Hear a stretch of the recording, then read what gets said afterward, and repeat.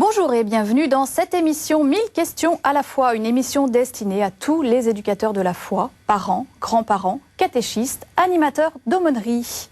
Si vous êtes en contact avec des adolescents, sans doute avez-vous déjà été confronté à cette remarque: on n'a pas besoin de l'Église pour croire en Dieu. Que répondre? Comment donner le goût de l'Église aux jeunes? Quelques éléments de réponse aujourd'hui avec mes invités. Mes invités, les voici. Véronique Lemoine-Cordier. Bonjour Véronique. Bonjour Véronique. Vous êtes donc psychologue et psychothérapeute pour enfants et adolescents. Et puis j'ai le plaisir d'accueillir aujourd'hui le père William Jean de Vandières. Vous êtes curé. Oui. Vous êtes responsable d'aumônerie de collège et lycée. Tout à fait, une petite aumônerie. Une petite aumônerie, mais vous avez une longue expérience des ados.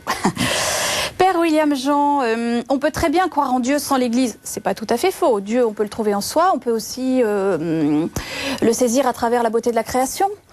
Oui, enfin, le problème, si c'est le Dieu de Jésus-Christ, il faut bien qu'on ait entendu parler un jour de Jésus. Oui. Et ça passe forcément par quelqu'un de l'Église.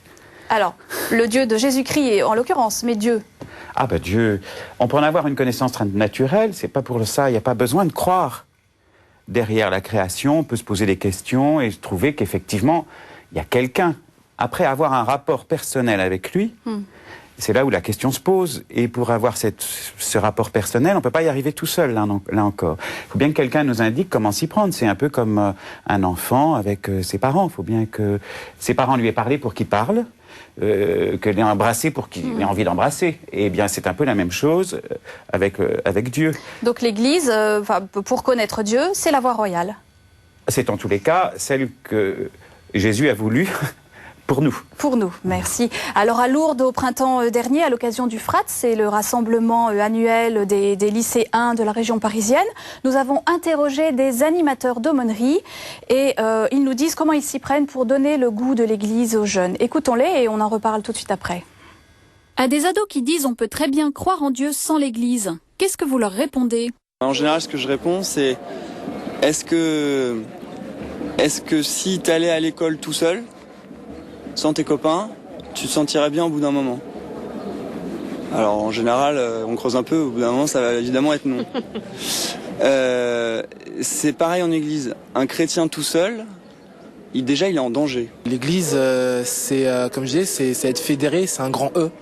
Donc le fait d'être tout seul, l'intérêt est assez égoïste au final. Et c'est pas ça. C'est vraiment de vivre quelque chose ensemble. En plus, au bout d'un moment, on en a le besoin.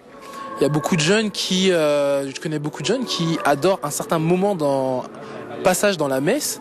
C'est quand on se dit, donnez-vous la paix du Christ les uns les autres.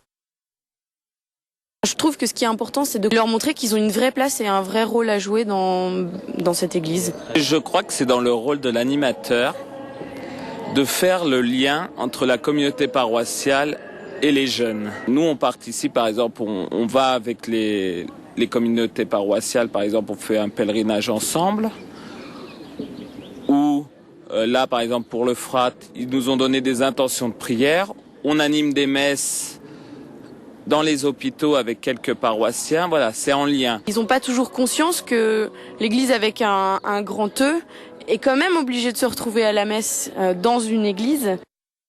À tous les animateurs de France, c'est hyper violent, je pense qu'on l'a tous vécu, de gérer des adolescents. Parce qu'on a perpétuellement l'impression de servir à rien. Et on doit trouver on essaye en tout cas d'essayer de les faire réfléchir. On leur donne pas des réponses parce qu'on n'en a pas et c'est individuel.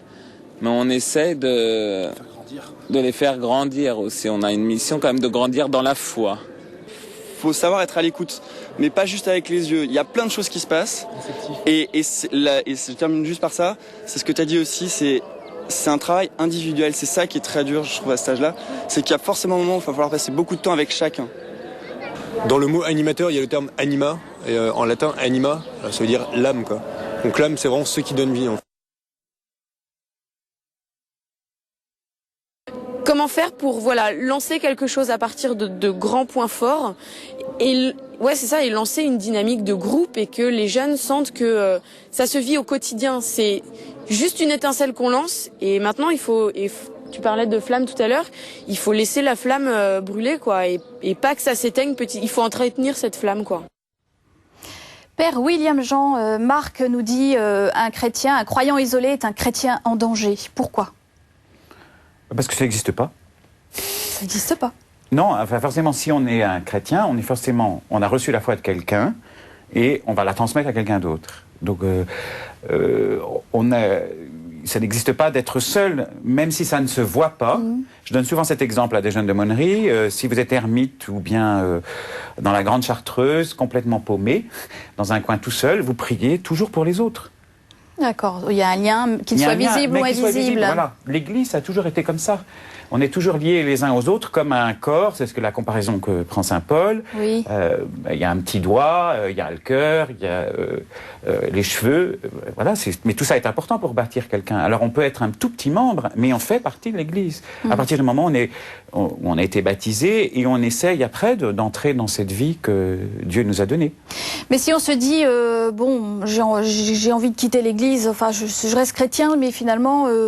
bon, j'ai pas trop besoin de l'Église. Quelque part, on est en danger. Pourquoi? Enfin, Oui. Oui, allez-y. Peut-être parce que tout simplement, on ne se rend plus compte qu'on a besoin des autres et que les autres ont besoin de nous. Et c'est comme ça qu'on est en danger. C'est un peu comme dans une famille. Si on s'éloigne de ses parents, c'est tout à fait possible. Mais est-ce que c'est ce qui est le meilleur pour ses parents et pour soi? C'est tout. Voilà. Véronique, Marc témoigne également, c'est hyper violent de gérer des ados. En effet, le père William Jean nous dit les adolescents sont forcément en contact en tant que chrétiens, mais pour des animateurs, c'est difficile. Qu'est-ce que ça traduit, cette apparente absence de motivation des adolescents ?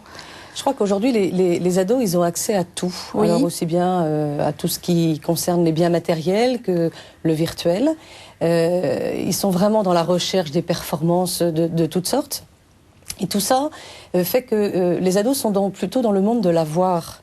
Et d'être dans le monde de l'avoir, ça ne privilégie pas justement toute cette intériorité et ce monde intérieur qui a besoin d'être habité, qui a besoin d'être investi par les ados. Du coup, pour des animateurs, c'est vrai que c'est dur de les accrocher parce que il y a tellement d'autres choses qui les motivent, qui les stimulent, que de les accrocher sur des choses beaucoup plus intérieures qui sont plus difficiles à acquérir, je dirais, ou en tout cas à rentrer dedans. C'est vrai que c'est difficile. Et c'est donc cette caractéristique un petit peu d'individualisme qui nous permet de comprendre cette réaction. Je n'ai pas besoin de l'Église pour être chrétien ou... Oui, alors je pense que aussi l'ado, il est dans une période où il est vraiment dans la toute-puissance. Je veux dépendre de personne. J'ai besoin de personne. C'est pour ça d'ailleurs qu'il est souvent en rupture plus ou moins importante d'ailleurs avec sa famille, avec les professeurs, avec tous les référents adultes. Et d'une certaine façon, l'Église, qui est quand même notre mère et qui représente une autorité, c'est effectivement croire qu'on peut s'en passer. Alors, que ça soit un passage transitoire, c'est normal. Voilà, mais je crois que nous, adultes, on a à leur montrer que on en a besoin pour être en communion les uns avec les autres. Père William Jean, les adolescents ne voient pas l'intérêt de l'Église. Qu'est-ce que... Oui, alors, ils voient surtout souvent qu'ils n'arrivent pas à voir qu'ils sont dedans. D'accord, première constatation. Première chose, voilà, c'est que quand ils vont à l'aumônerie une fois par semaine ou une fois tous les 15 jours, et qu'on leur dit que ça c'est l'Église, ça les étonne toujours. Ah oui. En revanche, parce que pour eux, être d'église, c'est aller à la messe tous les dimanches, qui est beaucoup plus difficile que d'aller à l'aumônerie en général. D'accord, tout simplement, c'est ça leur... Voilà, mais d'essayer de faire comprendre qu'il y a un lien entre le fait qu'on vient à l'aumônerie et qu'on retrouve des amis sur autre chose que simplement l'école ou bien les copains, et quelque chose qui est quelqu'un qui n'est pas toujours très facile à rejoindre. Voilà, ça, il faut un peu de temps, et puis après... ce Jésus qu'on a cherché ensemble, essayer de le célébrer et d'être motivé pour le faire le dimanche, voilà, ça c'est une autre étape. Et ça prend du temps. C'est assez logique que ça prenne du temps aussi. Et alors, pendant donc ce temps, comment vous franchissez ces étapes, peut-être pour les amener au sommet qu'est l'Eucharistie, enfin... Moi, je crois qu'il y a deux manières. La première, c'est de faire comprendre que la fidélité fait partie de la vie et de la vie chrétienne, et qu'on peut enraciner cette fidélité déjà à partir de la séance d'aumônerie qui a lieu, je vous dis, toutes les semaines ou tous les 15 jours. Voilà, je crois que c'est vraiment la première manière d'enraciner quelqu'un, un adolescent, dans une vie d'église. Et la seconde, de comprendre qu'il est attendu, il n'est jamais seul, qu'il y a d'autres... Il fait partie d'un tout, alors que lui ne rêve que d'être autonome. Là, je reconsonne tout à fait ce que disait Véronique. Voilà, ne rêve que d'être autonome, mais en fait, l'autonomie est un leurre. Et de comprendre que non, il manque quelqu'un s'il n'est pas là dans l'Église. Et ça l'interpelle quand vous lui dites « il est attendu » ? Non, pas forcément. Il faut que l'animateur en ait conscience. Et c'est pas parce que l'animateur en a conscience qu'il doit le dire. Et pour cela, c'est pour ça qu'il faut aussi diversifier un peu nos activités à l'intérieur des aumôneries. Et de faire comprendre que croire, c'est pas seulement réfléchir autour d'une table, mais que c'est aussi, par exemple, en rendre service ensemble. La bien charité. Que c'est prier personnellement. Oui. Et ces éléments-là, c'est vrai que c'est à nous, monde adulte, animateurs, prêtres, responsables d'aumônerie, d'arriver à le transmettre. Voilà. Parce que nous, on a la chance, parce qu'on est vieux, d'avoir mis ça en place et de savoir qu'il faut plusieurs éléments pour construire une vie de foi. Alors, ces éléments, donc, vous disiez... Donc, je pense qu'il y a vraiment une vie de charité. Qu'est-ce que c'est que apprendre à donner de son temps, voire de son argent d'ailleurs, même pour un ado ça peut être important, mais donner quelque chose gratuitement parce qu'on a reçu gratuitement, et puis apprendre à avoir une relation réelle avec le Christ, donc, avec le la Père, prière, voilà, dans l'Esprit Saint, oui, tout à fait.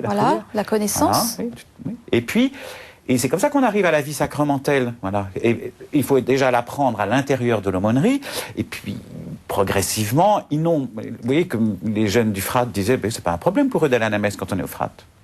Mais bien sûr, mais oui. Alors, ce qui est évident dans un temps fort où tout est conçu pour eux, il faut arriver à le rendre le fruit, à ce que ça devienne le fruit d'un travail personnel et en même temps communautaire, dans une petite équipe d'aumônerie, pour arriver à célébrer aussi... et donc c'est à l'animateur d'aumônerie de faire le pont entre l'aumônerie et la communauté paroissiale. À l'animateur, ou en tous les cas à tout le monde adulte qui est présent. Pas forcément, vous voyez, chacun ne peut pas être responsable de l'ensemble. Voilà. D'abord, il y en a un, si c'est un curé, moi je prends mon cas, je suis curé et responsable de l'aumônerie, voilà, c'est moi qui suis responsable de l'ensemble, les autres ne le sont pas forcément. Mais de comprendre qu'effectivement, il y a un lien à travers le monde adulte, par exemple, ce qui n'est pas toujours très facile pour des ados. Je ne sais pas ce qu'en pense notre psychologue, mais... Dites-moi, à ces clichés que les jeunes sur lesquels ils peuvent vous interpeller, quelle réponse vous allez leur proposer? Ça revient tout le temps, ça. C'est entre le discours et le comportement de certains chrétiens, il y a un fossé. Donc l'Église, voilà. En quoi l'Église est-elle sainte? L'Église est sainte parce que c'est Jésus qui a voulu qu'elle soit sainte. Et c'est Jésus qui l'anime. Le chef de l'Église, c'est pas le pape, c'est Jésus. D'accord. Voilà. C'est clair. Et alors, en revanche, Jésus savait très bien ce qu'il faisait quand il a mis ça en place. La preuve, il n'arrête pas quelquefois, il est un petit peu sévère avec Pierre ou avec les autres apôtres. Et c'est très bien que c'est ça, l'Église. Et donc, elle est composée de gens qui sont pécheurs et qui ne vont pas être parfaits, tout à fait, et qui vont se tromper aussi. Ce dont on est sûr, c'est que sur Jésus, elle ne se trompe pas quand elle est avec lui. Mais moi, je ne suis pas toujours, hélas, avec Jésus. Il m'arrive aussi de pécher. Et à ce moment-là, je ne suis plus à l'intérieur de l'Église complètement. D'accord, il faut le dire aussi simplement que ça.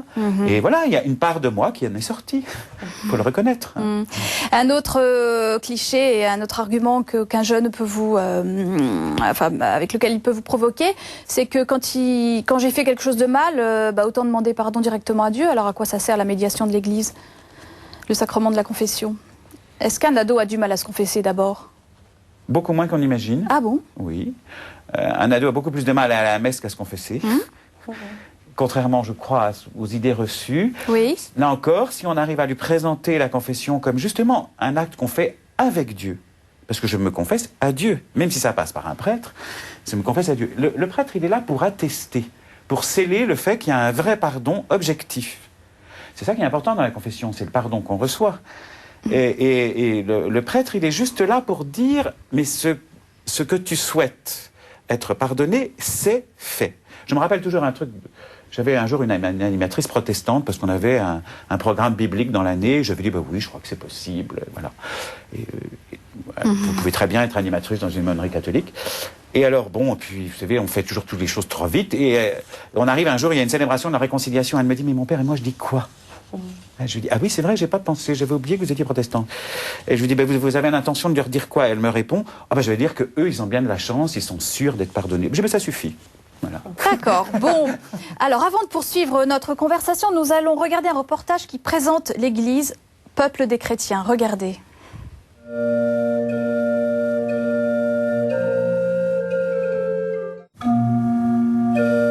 Le jour de la Pentecôte, les apôtres sont réunis quand tout à coup, un bruit tel un violent coup de vent vient du ciel.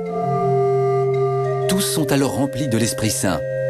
Pierre sort de la maison et proclame la bonne nouvelle de la résurrection aux pèlerins rassemblés. Chacun l'entend dans sa propre langue. Ce jour-là, de nombreux baptêmes sont donnés. C'est la naissance de l'Église, la famille des chrétiens. Avant de retourner vers son Père, Jésus ressuscité avait confié à Pierre la mission de conduire son Église avec l'aide de l'Esprit Saint, tel un berger guide son troupeau. Il lui avait dit « Tu es Pierre, et sur cette pierre, je bâtirai mon Église. Je te donnerai les clés du royaume des cieux. » Après la Pentecôte, Pierre devient le premier évêque de Rome, le pilier de l'Église. Avec les apôtres et avec Paul en particulier, il fonde les premières communautés chrétiennes. Paul est représenté avec une épée à la main, symbole de la force de la parole de Dieu et le signe de sa mort violente. Jacques, lui, devient évêque de Jérusalem. Depuis les apôtres, une multitude de témoins ont tour à tour continué à parler de Jésus et à faire grandir l'Église. Aujourd'hui, c'est bien grâce à cette longue chaîne de témoins que nous pouvons choisir d'être chrétiens. Conduite par le pape, les évêques et les prêtres, l'Église est fondée sur le Christ ressuscité et l'Esprit Saint habite le cœur de chaque baptisé. Elle n'est pas une organisation ou une association créée par des personnes qui auraient les mêmes goûts. Elle est voulue par Dieu pour nous conduire à lui. L'Église est présente à chaque étape importante de la vie d'un chrétien par les 7 sacrements, le baptême, la confirmation, l'Eucharistie, la réconciliation, l'onction des malades, l'ordre et le mariage. Le dimanche, les chrétiens se réunissent à la messe pour prier, écouter la parole de Dieu et célébrer l'Eucharistie. C'est le jour du Seigneur.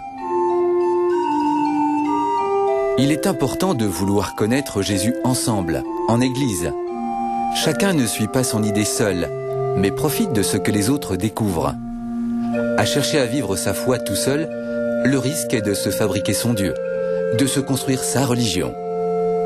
La communauté évite cet écueil. Elle apporte soutien et réconfort. L'Église est universelle. Pour le comprendre, il suffit de regarder les 1001 visages du peuple de Dieu. Saint Paul parle de l'Église comme d'un corps humain dans lequel chaque membre exerce une fonction irremplaçable. Le Christ est à la tête de ce corps et tous les membres sont liés entre eux. Il y a autant de façons d'être chrétien qu'il y a de baptisés. Cela fait 2000 ans que cette aventure dure et elle n'aura pas de fin. C'est un reportage que vous pouvez voir, revoir et télécharger à usage catéchétique ou en aumônerie sur le site de Catéo, rubrique 1000 questions à la fois. Véronique, comment en tant qu'éducateur de la foi, animateur d'aumônerie, comment se situer par rapport à des adolescents? Est-ce qu'il faut parler leur langage? Est-ce qu'il faut adopter leur code? Enfin, d'accord. Alors, oui. Je crois déjà qu'il faut bien comprendre que les jeunes aiment vraiment se retrouver en groupe et être actifs. Ils ont du mal à être passifs. Donc à partir de là, nous, adultes, on a à rester adultes, mais à susciter et à fédérer l'enthousiasme qu'ils ont. Ils en ont un énorme enthousiasme.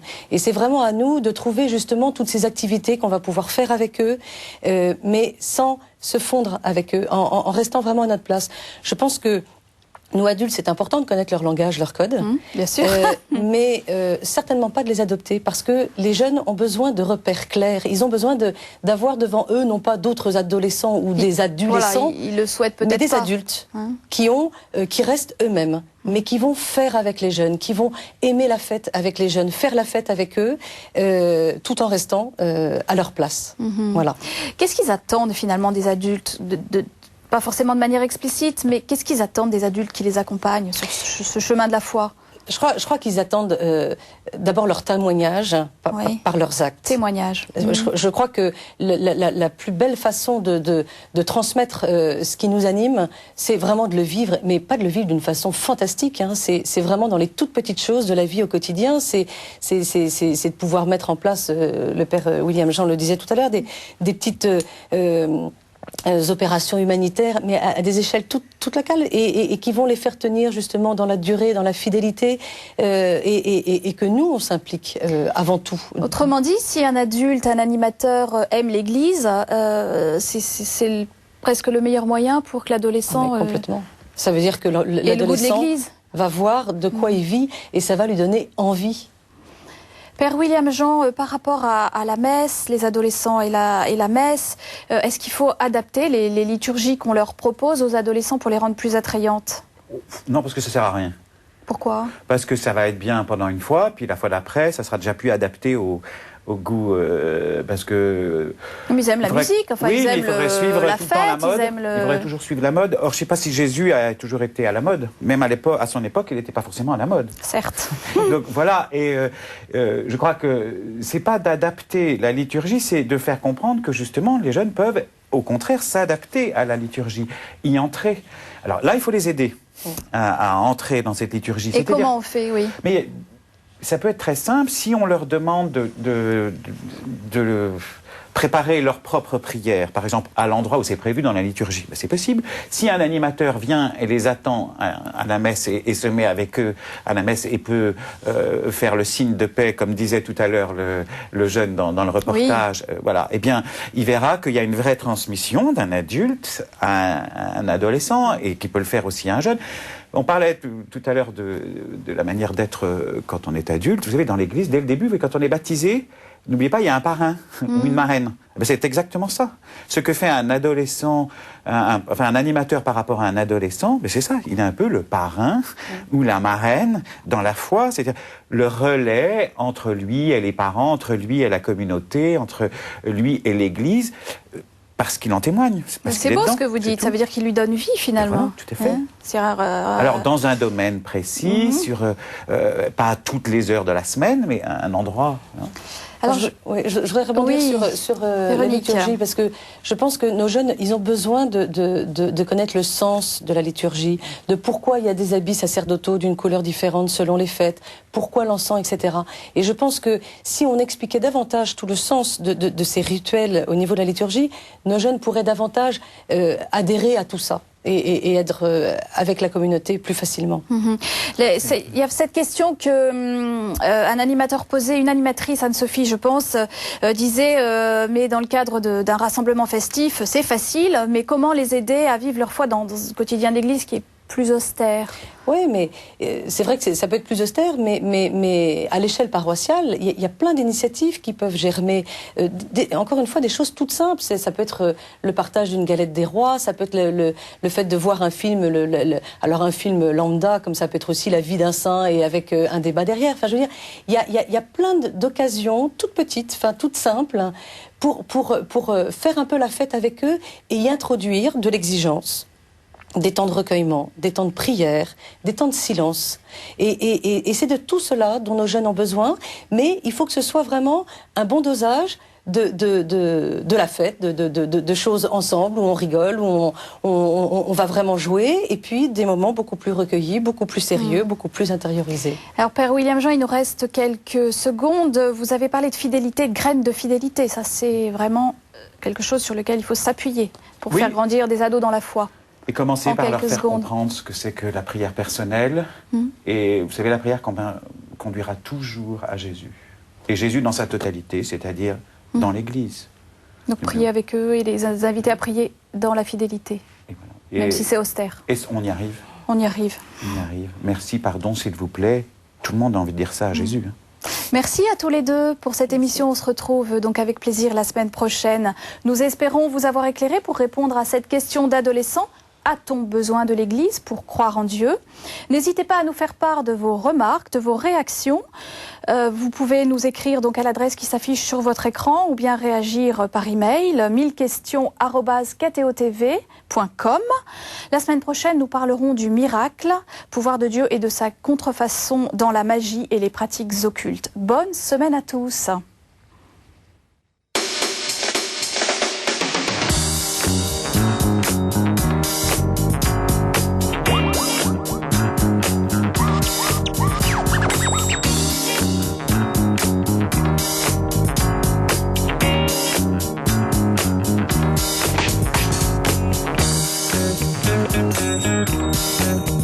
Thank you.